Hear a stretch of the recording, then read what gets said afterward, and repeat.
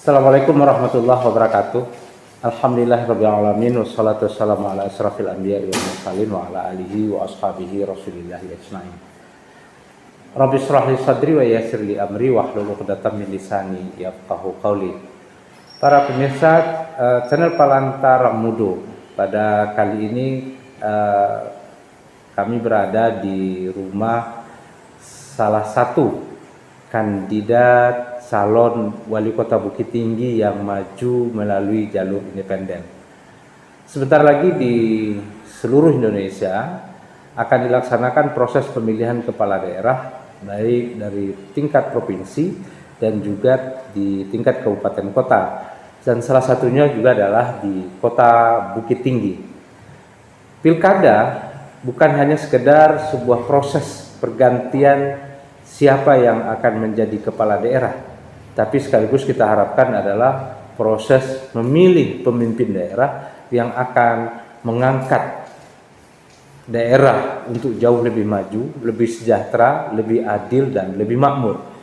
Dan kami juga mengusung sebuah tekad bahwa Pilkada 2020 harus berbeda dengan Pilkada sebelum-sebelumnya. Artinya di Pilkada ini adalah merupakan proses pendidikan politik bagi rakyat yang di sini ada gagasan, ide, dan pikiran, bukan politik uang dan bukan politik pencitraan. Maka pada hari ini kami hadir bersama-sama memperkenalkan kepada kita semua salah satu kandidat dari Kota Bukit Tinggi, yaitu Bung Muhammad Fadli ST-MSc. Beliau adalah memilih maju sebagai calon wali kota Bukit Tinggi melalui jalur independen. Untuk mengetahui gagasan, ide, dan pikiran yang beliau usung untuk Bukit Tinggi ini ke depannya, mari kita simak bersama-sama channel YouTube ini, dan jangan lupa like, subscribe, dan silakan share jika ini memberikan sesuatu yang bermanfaat bagi kita bersama. Billahi fisabilil haq, fattaqullaha mastata'tum. Assalamualaikum warahmatullahi wabarakatuh.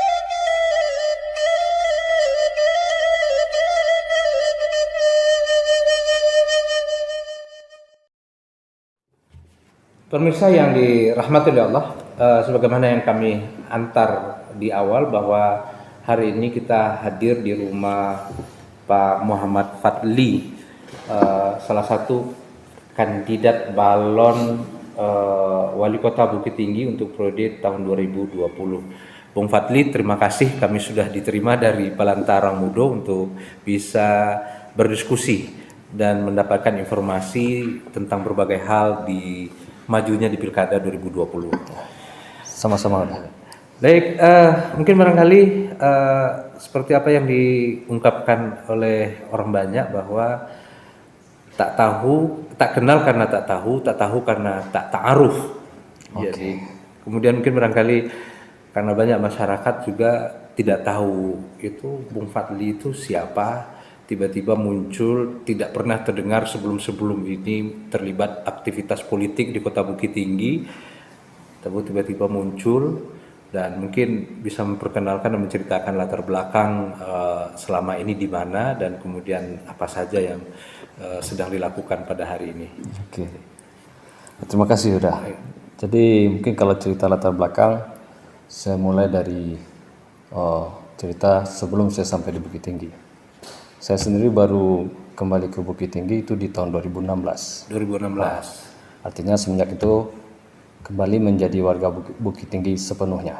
Karena mulai Juni 2016 saya kembali tinggal di Bukit Tinggi dan emang langsung mengurus KTP Bukit Tinggi. Nah sebelumnya di mana? Sebelumnya itu saya merantau di kota Jerman, di negara Jerman, di kota Duisburg, dan itu dimulai di tahun 2001. Di situ saya bersekolah mengambil S2 jurusan teknologi komunikasi, dan itu selesainya di tahun 2005 akhir, dan di tahun 2006 awal saya mendapatkan kesempatan bekerja di sana, dan 2007 menikah, dan 2008 awal membawa istri ke sana, dan alhamdulillah 2 dari anak kami lahir di situ. Itu cerita di Jerman. Dan sebelumnya lagi saya juga berkuliah di UI dari tahun 94 sampai tahun 2000. Artinya di periode yang betul-betul juga berisikan momen sejarah yang sangat penting di negeri ini. Di tahun 98 direformasi. Mendapatkan reformasi gitu ya. Itu bukan satu yang direncanakan, tapi kalau saya pikir sekarang, wow, saya juga ada di waktu yang sangat bersejarah untuk bangsa ini. Dan sebelumnya saya SMA di Bandung, itu pun dari kelas 2 sampai kelas 3 di SMA Negeri 1, dan kelas 1-nya di SMA Negeri 1 Bukit Tinggi. Jadi perjalanan merantau saya mulai di kelas 2 SMA. Kelas 2 SMA. Ya. Dan sebelumnya itu lagi saya emang lahir dan besarnya di Bukit Tinggi. Jadi SMA-nya kelas 1 di SMA 1, dan SMP-nya di SMP Negeri 1 Bukit Tinggi, dan SD-nya juga di sini di SD Panorama. SD Panorama. Iya. Jadi ini nampaknya memenuhi apa ya, setinggi-tinggi bangau, tabang pulang balik ke kubangan ya. Mungkin seperti itu. Ya. Jadi dari Jerman terus kembali ke pilihannya kembali ke kampung halaman itu, alasan kuatnya itu apa?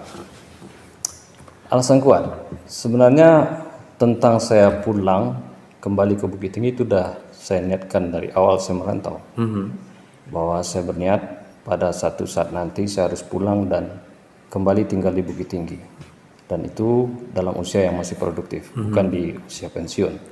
Kenapa saya berniat seperti itu? Karena ketika saya meninggalkan kampung halaman, sebenarnya dalam situasi apa ya, situasi menyenangkan sebenarnya. Naik kelas 2 SMA, teman lagi banyak, kemudian alhamdulillah juga suasana di keluarga juga menyenangkan, dan saya sangat menikmati hari-hari di kota Bukit Tinggi sampai saat itu. Dan sangat sedih sebenarnya meninggalkan Bukit Tinggi, dan saya pikir saya ingin kembali ke Bukit Tinggi.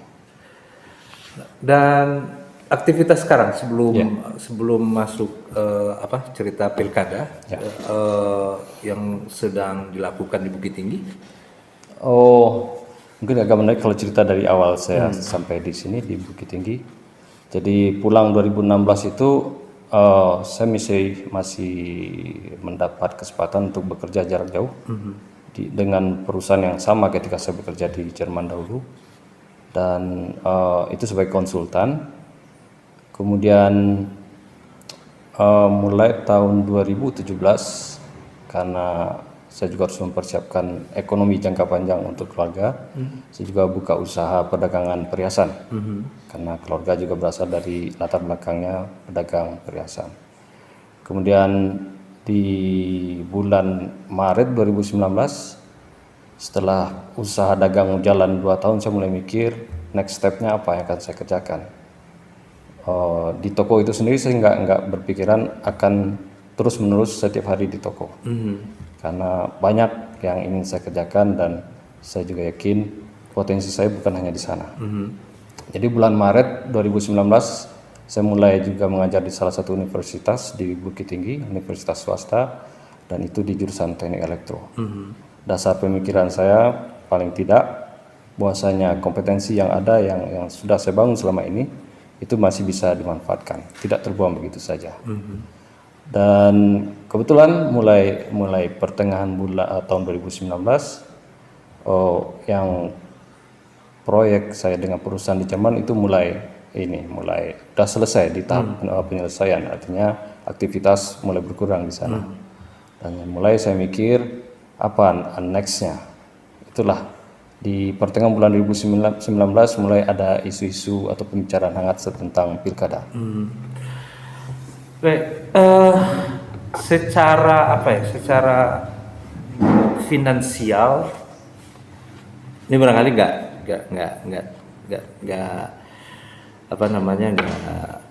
bermasalah lah ya. Tapi kenapa pilihannya tuh mau maju dari menjadi wali kota dari independen, dan itu biaya yang dikeluarkan untuk maju menjadi wali kota itu tidak sedikit. Iya.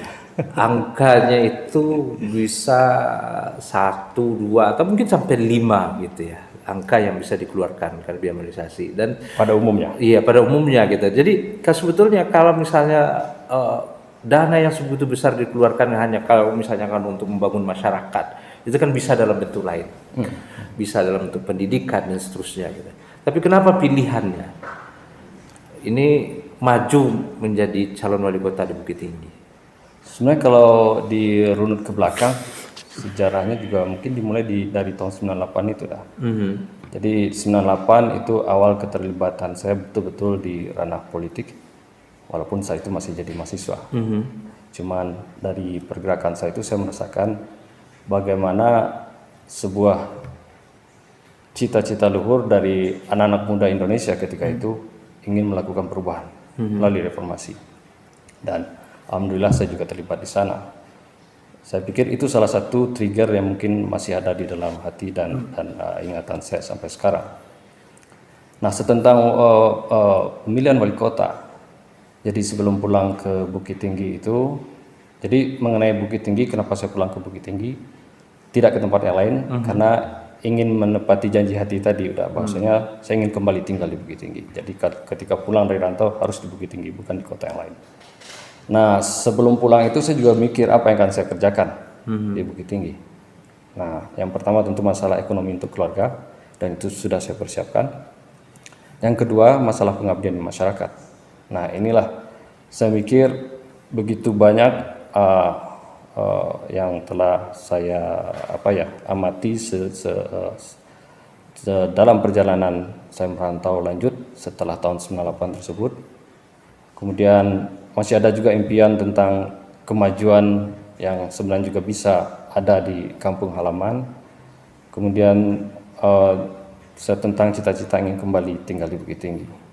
Nah, dan juga cerita ketika menjadi orang rantau, kan sering dah kita dari sana melihat kampung, kemudian suka membanding-bandingkan dan hanya ada di dalam level pemikiran atau pembicaraan.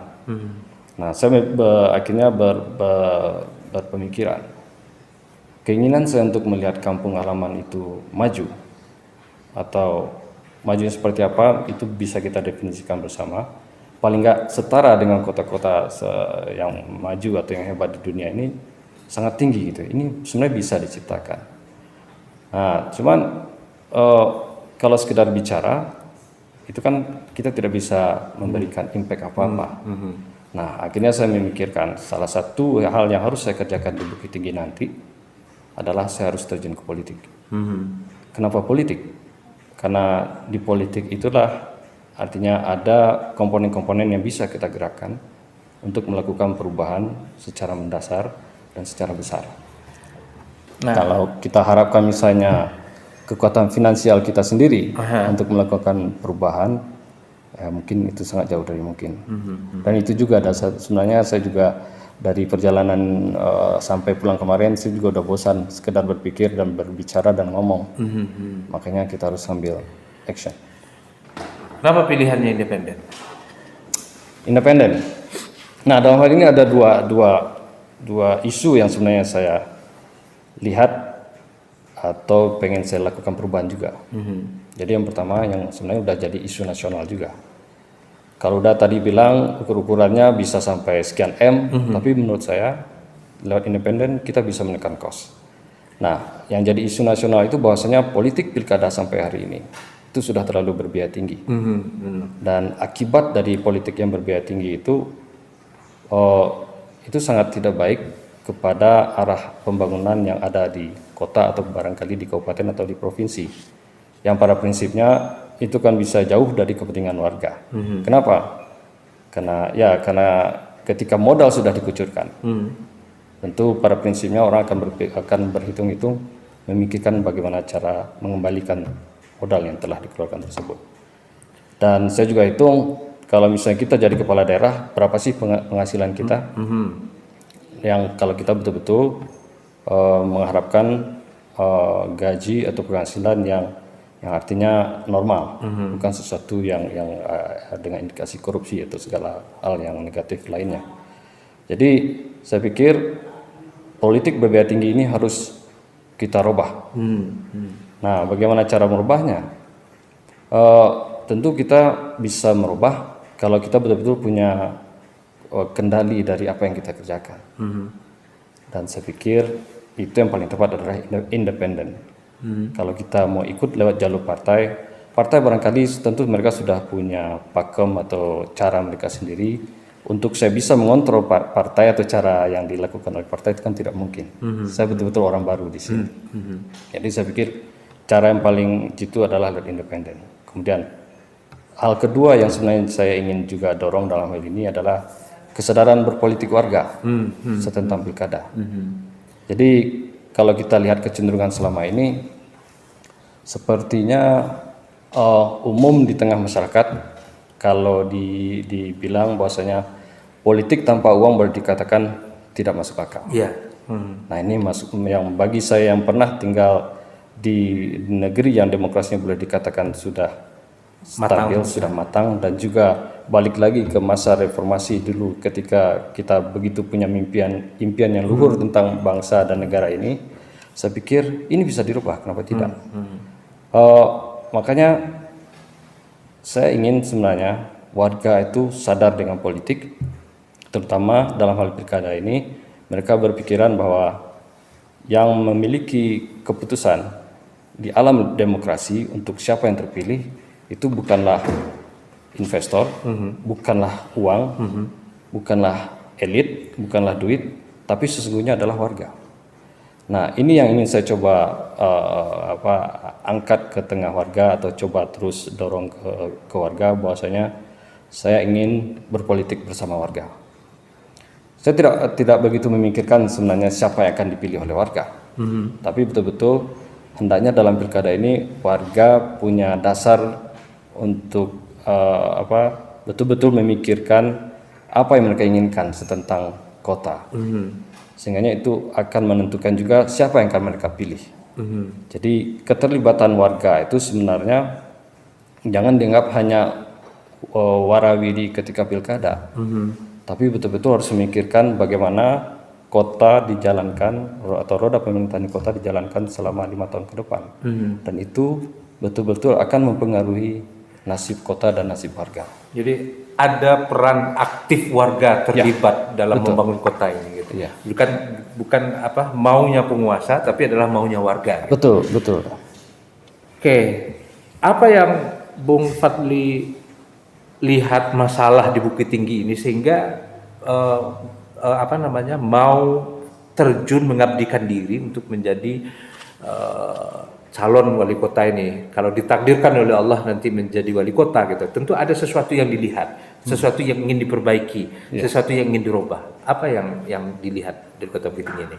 Di kota Bukit Tinggi mungkin kalau kita lihat dari pembangunan sejauh ini, saya sendiri sebenarnya jujur aja di awal kedatangan saya di Bukit Tinggi melihat kalau cerita politik di pilkada saya tidak akan tahu di periode ini lah, tapi justru di periode berikut.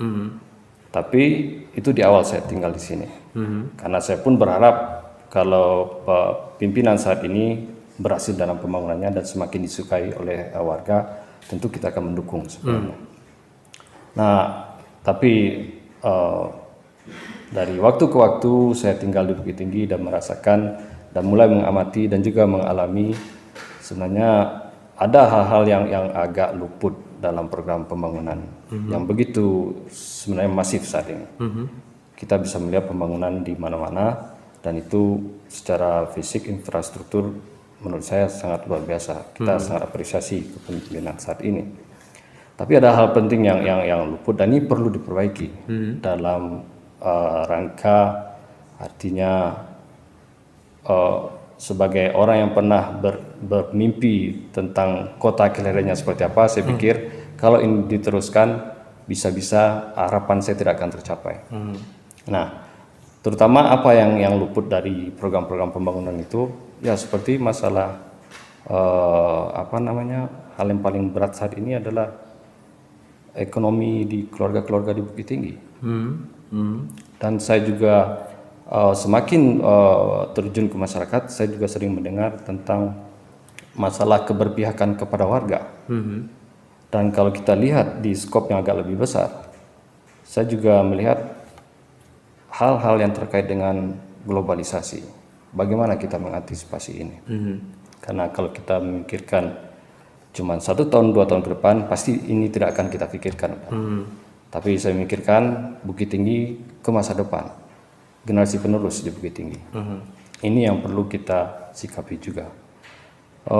Dan satu hal lagi, saya sebagai orang yang pernah bermimpi dan berniat, bagi saya ini juga sebuah tanggung jawab untuk menampilkan sebuah memberikan alternatif kepada warga tentang pilihan yang bisa mereka pilih di pilkada ini. Saya yang punya niat dan kira-kira ada kemampuan untuk maju, ya kenapa tidak saya lakukan itu? Bagi saya ini sebuah niat baik dan harus segera dieksekusi. Menarik. Kalau tadi salah satu yang mendorong itu adalah soal ekonomi. Kita lihat di Bukit Tinggi dalam angka yang dikeluarkan oleh BPS Kota Bukit Tinggi, angka pengangguran terbuka itu adalah sekitar 7.000. Jadi cukup tinggi sebetulnya Bukit Tinggi. Dengan jumlah warga lebih kurang 128.000. Dan pertumbuhan ekonomi Kota Bukit Tinggi ini terus mengalami penurunan. Jadi terus tren grafiknya turun, tidak mengalami kenaikan. Walaupun juga masih di angka 6%, walaupun itu juga jauh secara pertumbuhan ekonomi secara nasional. Tawaran apa yang ditawarkan oleh Bung Fadli untuk mengatasi masalah pengangguran terbuka, persoalan ekonomi warga yang disebutkan tadi itu? Ya, ini memang sebuah tantangan yang sangat besar. Dan untuk itu saya berpemikiran kita butuh duduk bersama untuk mengatasi masalah ini. Di saat sekarang formula yang jitu untuk itu belum saya definisikan karena saya ingin masih membuka wacana dan diskusi dengan orang-orang yang berkompeten di sisi ekonomi. Tapi saya betul-betul melihat saat ini ada permasalahan di sana. Sebagai contoh, mungkin banyak orang-orang juga ada tahu, orang banyak udah tahu banyak permasalahan ekonomi di tengah keluarga-keluarga yang ekonomi lemah di Bukit Tinggi. Itu bahkan mereka berurusan dengan rentenir. Dan bahkan untuk urusan yang dasar. Saya sebagai dalam melihat ini sungguh-sungguh melihat itu sebuah permasalahan yang besar karena impact-nya di dalam satu keluarga kemudian kepada anak dan seterusnya itu akan sangat besar. Dan permasalahan pengangguran yang artinya yang berijazah itu juga sangat tinggi di Bukit Tinggi. Dan tentunya juga pengangguran yang tanpa ijazah pun juga sangat tinggi. Mungkin sudah menyampaikan datanya tadi.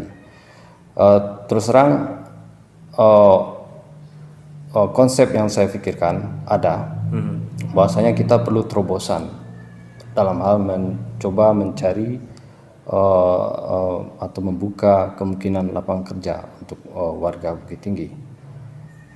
Tapi itu butuh waktu mungkin tidak dalam jangka yang cepat itu bisa kita capai, karena bisa dibayangkan kalau misalnya kita membuka satu usaha yang sifatnya yang besar dan membutuhkan tenaga kerja yang banyak, itu kan butuh perencanaan segala macam, itu kan butuh waktu yang banyak. Kemudian tapi itu akan kita kerjakan dalam jangka yang menengah dan jangka panjang.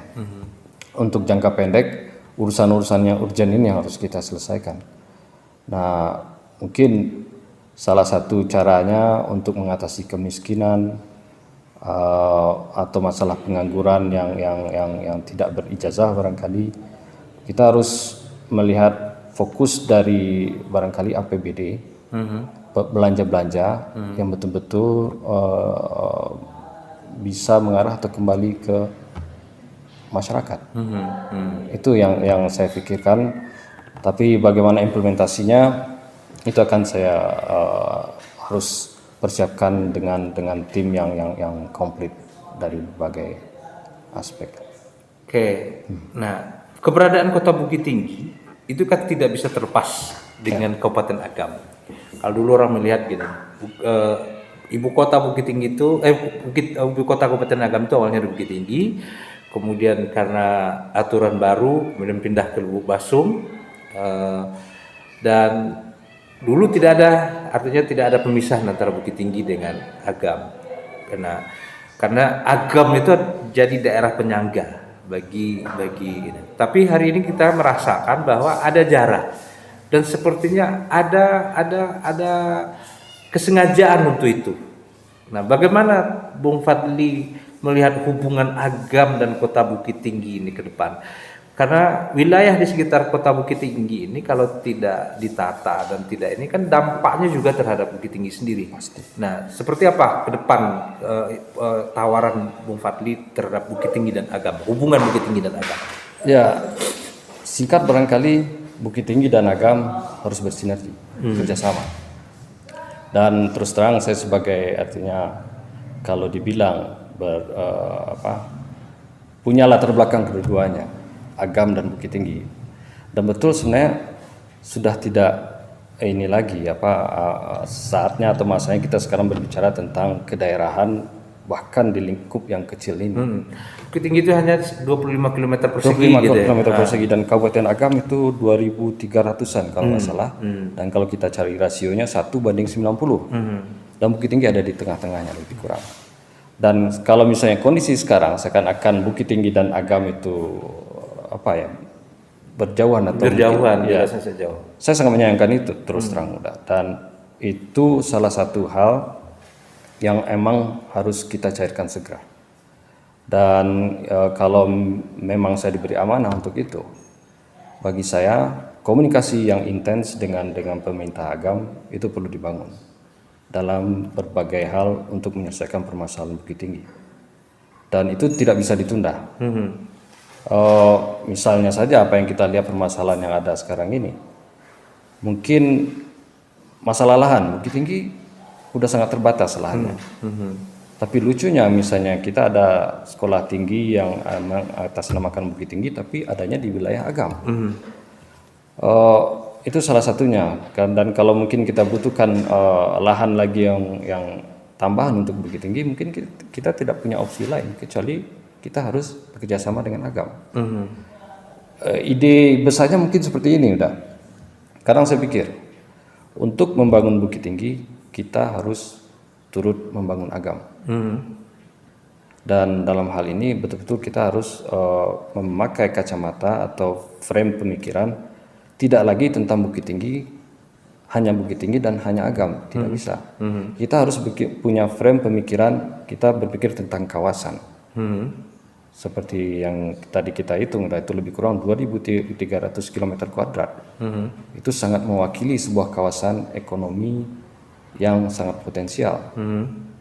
Bayangkan Agam punya banyak sumber daya alam dan itu masih banyak yang bisa dikelola dan dieksploitasi, dan lahan yang begitu luas, pertaniannya pun juga sangat potensi. Jadi betul-betul kedepannya saya melihat kita harus memakai konsep pemikiran membangun sebuah kawasan ekonomi baru barangkali ya di Sumatera Barat, di ranah Minang, dan mungkin bisa mempunyai impact yang besar juga ke Sumatera Barat. Kalau itu bisa diwujudkan, dimulai dari tengah-tengah Sumatera Barat lebih kurang dengan kawasan Bukit Tinggi dan Agam ini, saya bisa memimpikan ya masa depan ekonomi yang lebih cerah di Sumatera Barat. Jadi kan yang terasa hari ini kan Bukit Tinggi itu adalah urat nadi bagi masyarakat Agam yang ada di sekitar. Kemudian dari sisi pemerintahan kita bisa memahami, tapi dari sisi kultural ya masyarakat Agam yang tidak berKTP Bukit Tinggi ini membutuhkan Bukit Tinggi untuk untuk ekonomi gitu. Tapi ini yang sepertinya di periode ini yang membuat masyarakat itu kecewa gitu. Nah, ada isu soal pasar atas, soal kuning dan seterusnya. Itu Bung Fadli melihatnya gimana? Nah itu lagi-lagi udah ketika kita memisahkan antara Agam dan Bukit Tinggi, yang akan terjadi adalah mungkin semacam konflik atau pasti ketidaknyamanan yang sebenarnya akan merugikan kedua pihak. Kalau kita lihat sekarang ini Bukit Tinggi sebagai artinya daerah yang lebih kecil. Kalau kita hanya fokus memikirkan Bukit Tinggi tanpa memikirkan bagaimana daerah di sekelilingnya, itu sangat tidak mungkin kita akan membangun seperti apa. Mungkin secara ini Agam meniadakan Bukit Tinggi pun saya tidak akan membiarkan itu. Dalam sejarahnya Bukit Tinggi itu adalah bagian dari Agam. Dan saya sangat setuju dengan barangkali pemikiran. Mari kita tarik dulu ke sejarah. Kita tarik dulu ke asalnya sehingga kita mungkin bisa menguraikan arah-arah baru tentang pembangunan di Bukit Tinggi dan Agam. Kalau kita lihat misalnya kasus sekarang, ya pasar atas sangat hangat sekarang dibicarakan, dan terutama ketika diketahui sekarang ternyata tanah pasar atas itu sudah disertifikatkan. Banyak pertanyaan yang timbul di balik itu, dan sekarang mulai ada aktivitas untuk mencoba meluruskan itu semua. Dan saya sendiri juga berpikiran untuk setentang itu perlu dan harus diluruskan. Karena lagi-lagi kalau kita mencoba mengurut semuanya kembali ke sejarah, kalau ada yang tidak sesuai dengan sejarah dalam hal barangkali ada kesepakatan yang telah kita buat di masa lalu dan itu dipinggirkan, ditiadakan, itu harus kita perbaiki. Kita harus kembali ke kesepakatan awal tadi. Dan sepertinya dengan kasus di Aua pun saya juga beberapa kali berdiskusi dengan warga. Seakan-akan warga yang tidak ber-KTP Bukit Tinggi itu agak dipinggirkan. Dan itu sangat tidak baik lagi-lagi buat keduanya. Karena bagaimanapun penggerak ekonomi misalnya yang ber-KTP Agam yang beraktivitas di Pas Aua itu juga banyak. Dan mereka bukan hanya beraktivitas berdagang di sana, di belakang mereka juga barangkali punya semacam aktivitas produksi yang mensupport kegiatan perdagangan mereka. Dan kalau perdagangan itu terjadi di Bukit Tinggi, itu akhirnya ada impact yang akan langsung dirasakan oleh Bukit Tinggi. Jadi ada yang kita khawatirkan hari ini adalah isu-isu primordial itu sedang mulai muncul itu di Bukit Tinggi. Isu-isu primordial itu adalah muncul begitu. Jadi Bukit Tinggi lagi tidak senyaman dulu gitu. Karena pun kita tahu bahwa Mulo ada di Bukit Tinggi, pikiran-pikiran cerdas bernas itu tentang keindonesiaan boleh kita klaim itu lahir dari Bukit Tinggi. Tapi kita mengalami setback hari ini karena sepertinya ada Bukit Tinggi itu hanya milik tertentu dan hanya kami yang boleh begitu. Jadi tentu saja ini sangat berbahaya. Kalau misalnya orang Agam ini hari ini tidak mau ngasih air ke Bukit Tinggi, orang Bukit Tinggi mungkin barangkali akan susah dengan itu gitu. Jadi ini tentu kita ingin tahu seperti apa pandangan tadi sudah disampaikan pandangan kepala daerah ya kasus terpilih. Nah berikut Bukit Tinggi ini pernah unggul dari pariwisata, kemudian kota konferensi yang disampaikan itu, kemudian perdagangan, kemudian pendidikan. Nah dari sisi pendidikan, karena Bung Fadli punya pengalaman di sekolah-sekolah terbaik sampai ke Jerman, kekurangan apa yang dilihat di Kota Bukit Tinggi terhadap pendidikan? Yang paling pasti mungkin saya sedikit kembali ke masa saya masih SMA gitu dah. Dulu kalau kita anak SMA di tahun 90-an itu mikir Bukit Tinggi itu hanya sampai kita SMA. Lebih dari itu sudah tidak ada lagi masa depan kita di Bukit Tinggi. Bahkan untuk sekolah pun, kalau benar-benar mau kuliah kita harus keluar. Nggak ada istilahnya untuk berkuliah lagi di Bukit Tinggi. Dan saat ini itu sudah mulai ada perbaikan sebenarnya. Sudah mulai ada universitas yang cukup berkembang di Bukit Tinggi. Tapi saya melihat masih banyak yang harus dilakukan di tingkatan perguruan tinggi. Nah, untuk masalah pendidikan, kalau dari segi jenjang pendidikan, saya pikir Bukit Tinggi selama ini bagus di level dasar sampai SMA. Terbukti dengan banyaknya lulusan-lulusan SMA di Bukit Tinggi yang bisa berkuliah di universitas ternama di daerah lain di Pulau Jawa. Nah, bagi saya itu barangkali yang bisa menjadi proyeksi nanti di masa depan seperti apa jenjang pendidikan di Bukit Tinggi. Bahwasanya Bukit Tinggi seharusnya begitu juga mempunyai perguruan tinggi handal. Yang artinya bisa menampung talenta-talenta yang ada di Bukit Tinggi, sehingganya setelah itu ada, selanjutnya kita juga harus memikirkan bahwasanya lapangan kerja yang mungkin juga bisa dibuka di Bukit Tinggi. Mungkin kalau balik lagi, kalau cerita di tahun 90-an itu nggak mungkin. Apa yang bisa kita kerjakan di kampung selain bertani atau berdagang? Tidak, saat ini dunia sudah berbeda kan, udah internet. Mungkin sebagai sampel yang gampang saja, ketika saya kembali ke sini, saya tetap bisa bekerja, mengakses alat-alat yang ada di negeri yang di belahan dunia yang lain. Dan itulah gambaran dunia saat ini. Artinya ketika kita beraktivitas pun di Bukit Tinggi, kita bisa kok memberikan atau melakukan satu aksi atau usaha yang sebenarnya juga berdampak di daerah yang lain. Jadi tidak berarti kita beraktivitas di Bukit Tinggi itu hanya untuk di Bukit Tinggi. Jadi itu sangat mungkin sebenarnya. Itu dari segi level pendidikan. Nah, berikutnya kalau dari segi kualitas pendidikan, ini yang juga kita harus lihat, terutama dalam usia wajib belajar ini. Saya juga belakangan banyak melihat masih banyaknya anak-anak di usia sekolah yang bermasalah. Bisa jadi bermasalahnya itu tidak mendapatkan bangku di sekolah, ataupun akhirnya mereka harus mengambil sekolah yang tidak di jenjang yang biasa, tapi jenjang yang sekolah, saya lupa namanya, artinya sekolah tambahan gitu dah. Karena barangkali dia bermasalah di sekolah yang biasa sehingga dia harus pindah ke sekolah yang lain. Nah, kualitas pendidikan ini yang perlu kita perhatikan juga. Secara prinsip sebenarnya negara sudah mengatur juga dalam konstitusi bagaimana masalah ini. Bahwasanya pendidikan itu seharusnya betul-betul terjamin di negara ini. Mungkin itu juga yang akan saya coba dorong, melakukan perubahan di jenjang di kualitas di pendidikan ini, yang artinya betul-betul mengarahkan bahwasanya setiap anak-anak di Bukit Tinggi ini punya kesempatan yang sama bersekolah di sekolah-sekolah negeri terutama. Dan kalaupun sekolah negerinya belum cukup, itu juga harus segera dicarikan solusi.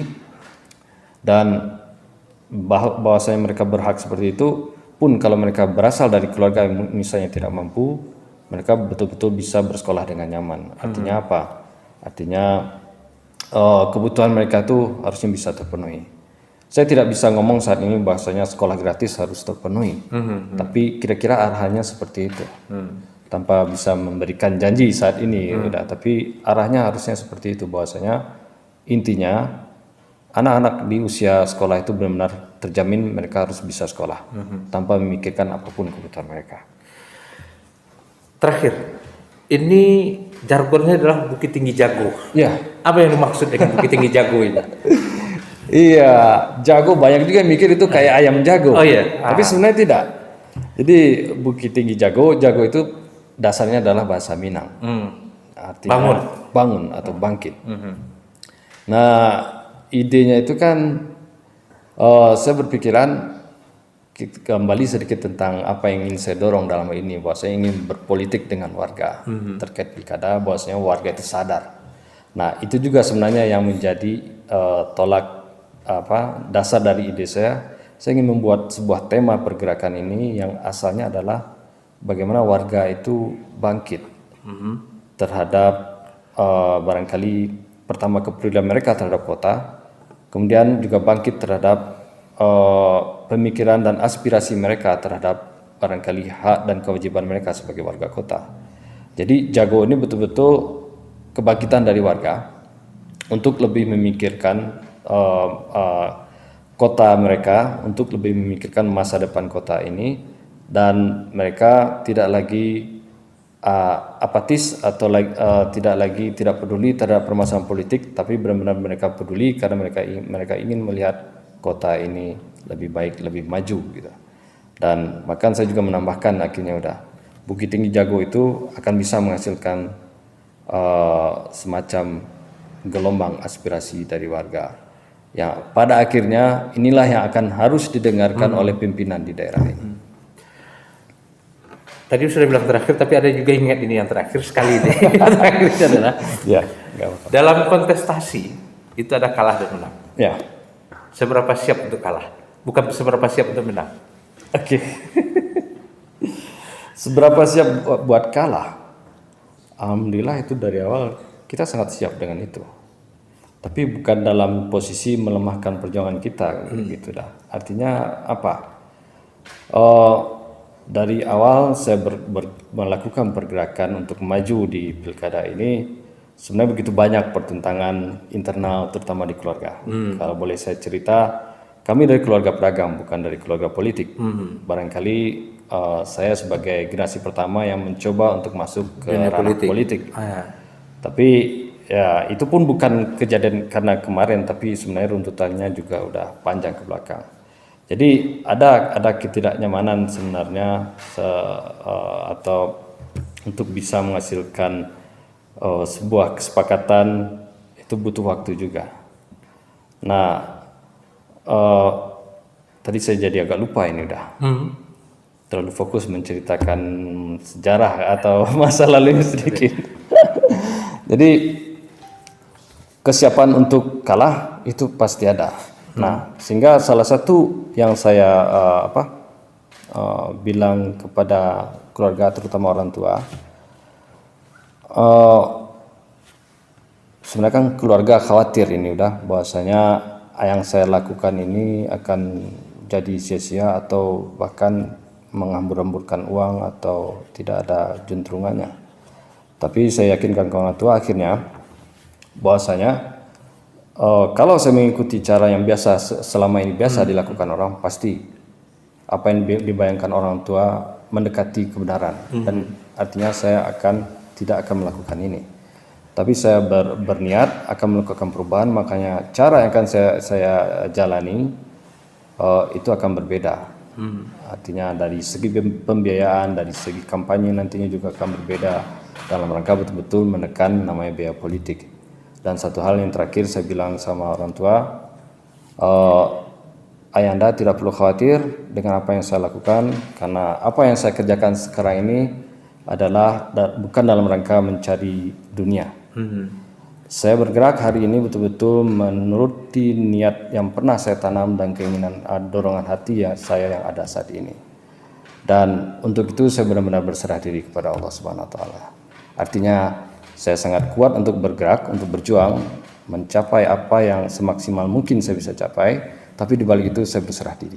Artinya apapun hasilnya akan kita terima Terima kasih Bung Fadli. Sebetulnya banyak hal yang ingin kita coba gali, tapi tentu karena keterbatasan waktu, apalagi ini adalah di channel YouTube, nanti yang nonton juga marah, terlalu panjang gitu ya. Tapi kita berharap nanti ada sesi berikutnya yang menarik, yang perlu kita perdalam lagi. Artinya kita berharap bahwa forum-forum begini akan terbuka dengan seluruh calon gitu ya, kalau bisa. Tentu masyarakat akan mendapatkan perspektif dan bisa melihat siapa pemimpin yang layak untuk mereka dukung gitu. Dan kita sangat mengapresiasi luar biasa bahwa Bung Fadli sangat terbuka untuk menerima kita dan bersedia untuk ini. Pasti. Dan mudah-mudahan ini bukan untuk yang pertama dan bukan untuk yang terakhir.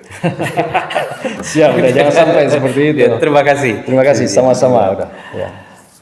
Baik pemirsa channel YouTube Palanta Rangmudo, gitulah tadi perbincangan kita dengan Bung Fadli kandidat calon wali kota Bukit Tinggi untuk tahun 2020-2025. Tentu saja kami tidak akan menyimpulkan, silahkan kesimpulan Anda simpulkan sendiri. Mudah-mudahan ini bermanfaat. Mari bersama-sama seperti apa yang menjadi moto, menjadi jargon jago gitu ya.